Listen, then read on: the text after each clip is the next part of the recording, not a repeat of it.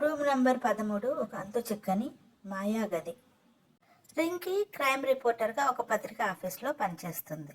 City చివర ఉన్న ఒక హోటల్లో దిగింది రింకీ. రూమ్ నంబర్ 13 కావాలని ఆ రూమ్లోనే దిగింది రింకీ. ఆ హోటల్లో రూమ్ నంబర్ 13లో ఎవరు వచ్చినా తిరిగి వెనక్కి వెళ్ళేవారు కాదని అందరూ చెప్పుకునేవారు. సహజంగా ధైర్య సాహసాలు గల రింకీ కావాలని ఆ ప్రాజెక్ట్ని ఎంచుకొని ఆ రూమ్లోకి దిగింది. కానీ రూమ్లోకి అడుగు పెడుతూనే రింకీకి ఏవో భయంకరమైన శబ్దాలు, గుసగుసలు వినిపించసాగాయి. ఏవో ఆకారాలు కూడా కనిపించసాగాయి రింకీకి. తెల్లని ఆకారము వెనుక నిలబడినట్టు అనిపించింది రింకీకి. రింకీకి సన్నగా భయం మొదలయ్యి హోటల్ రూమ్ నుంచి బయటకు వచ్చింది. బయట ఉన్న ముసలి మేనేజర్ని అడిగింది రింకీ. ఏవేవో శబ్దాలు వినిపిస్తున్నాయి, ఏమిటి అని. ముసలి మేనేజర్ అన్నాడు, ఆ రూమ్లో మీరు ఎందుకు దిగారు? ఆ రూమ్లో ఒక అమ్మాయి సూసైడ్ చేసుకుంది అని చెప్పాడు.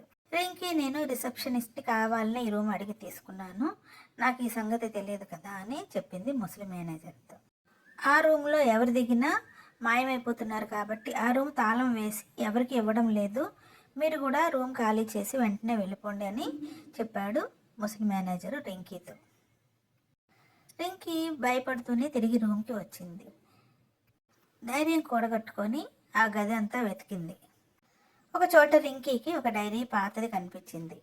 ఆ డైరీ ఓపెన్ చేసి చూసింది రింకీ. డైరీ తెరవగానే ఒక తెల్ల పొగమంచు లాంటి ఆకారము కనిపించింది. ఆ ఆకారము రింకీ చెవి దగ్గరికి వచ్చి మంచం కిందకి వెళ్ళి చూడు, మంచం కిందకి వెళ్ళి చూడు అని భయంకరంగా మెల్లగా అరవసాగింది. రింకీ మంచం కిందకెళ్ళి చూడగానే ఒక ఎర్రని ముగ్గు కనిపించింది అక్కడ. రింకీ ఏదో మత్తు కమ్మినట్టుగా లేచి నిలబడి అద్దం ముందుకు వెళ్ళి నిలబడింది. అద్దంలో ఒక ప్రతిబింబం కనిపించింది. ఆ ప్రతిబింబము మెల్లగా రింకీని అద్దం లోపలికి లాగేసింది. పక్కనే తెల్లని గోడ మీద ఎర్రని అక్షరాలు కనిపించాయి. ఇక ఈమె ఎప్పటికీ ఇక్కడే ఉంటుంది అన్న అక్షరాలు అక్కడ రాయబడ్డాయి.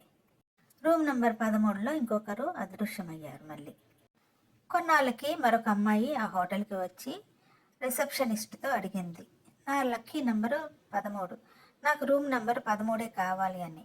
కథ మళ్ళీ మొదలయ్యింది.